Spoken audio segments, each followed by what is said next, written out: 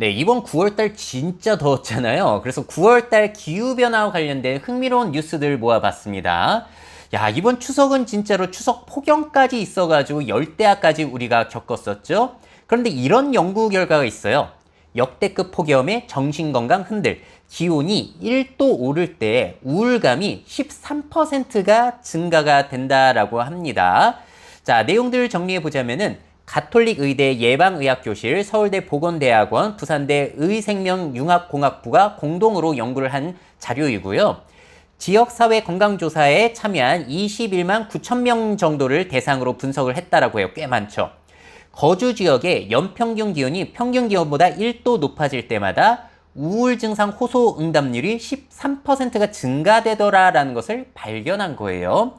자, 그러면서 이런 얘기가 나옵니다. 정신질환으로 입원한 환자의 14.6%가 폭염의 영향을 받은 것으로 분석된다. 이건 2018년 논문 내용이고요.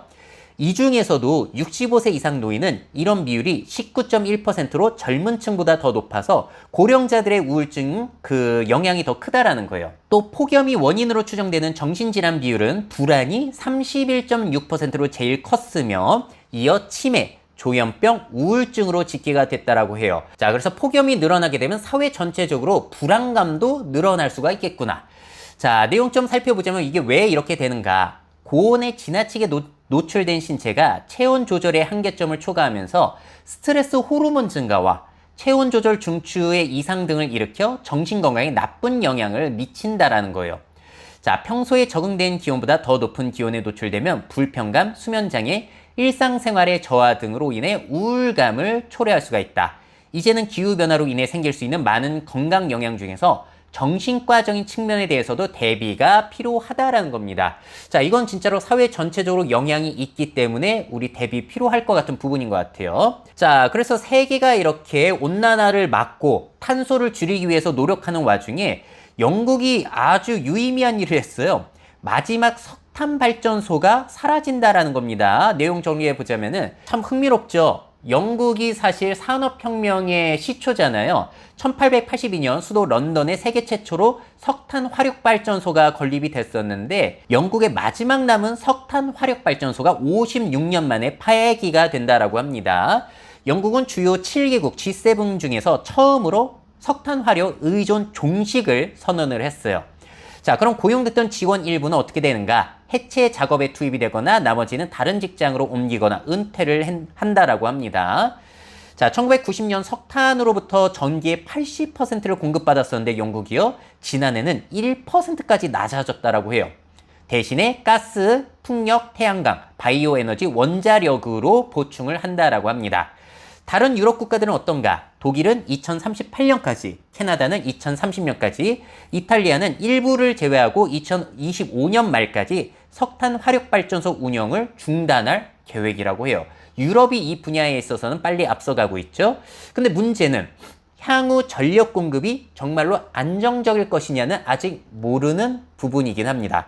특히나 요즘에 AI 때문에 전력 수요가 늘어나다 보니까 이런 거 괜찮을까라는 생각도 들었고, 자, 그러다 보니까 오히려 원전에 대한 관심이 다시 커지고 있다라는 부분. 과연 유럽이 원전을 많이 설치하게 될지도 한번 지켜봐야 될 것 같아요. 자, 그렇다면 이런 와중에 한국은 기후위기에 적절히 대처를 하고 있는가? 대처 못한다라고 소송을 내가지고 그 사람들이 승소한 사건이 있었습니다. 자, 내용 살펴보시게 되면은 헌법재판소는 8월 29일 청소년, 시민단체, 영유아 등이 정부가 2031년 이후 온실가스 감축량을 아예 설정하지 않은 것은 국민의 기본권을 충분히 보호하지 못해 헌법에 어긋난다라면서 이제 헌법소원 4건을 냈는데 이게 헌법 불합치 결정이 내려졌다라는 거예요. 자, 좀 더 살펴보시자면은 이런 거예요. 정부가 2030년까지 2018년 대비해서 탄소 배출량은 40%만큼 감축하겠다라고 했는데 그 이후에는 뭘 안 해놨다라는 겁니다. 기준 자체를. 자, 그래서 이 목표에 대해서 어떠한 형태로도 제시하지 않았다는 점에서 과소보호금지 원칙을 위반했다라는 거예요.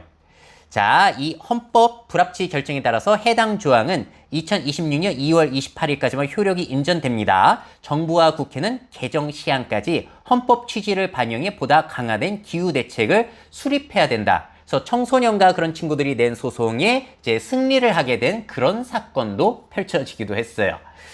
자, 과연 우리 사회가 기후변화에 적절히 대응할 수 있을 것인지, 앞으로도 이런 사건들이 많이 펼쳐지게 될 텐데 그럴 때마다 주요 내용들 정리해서 요약해 드리도록 하겠습니다.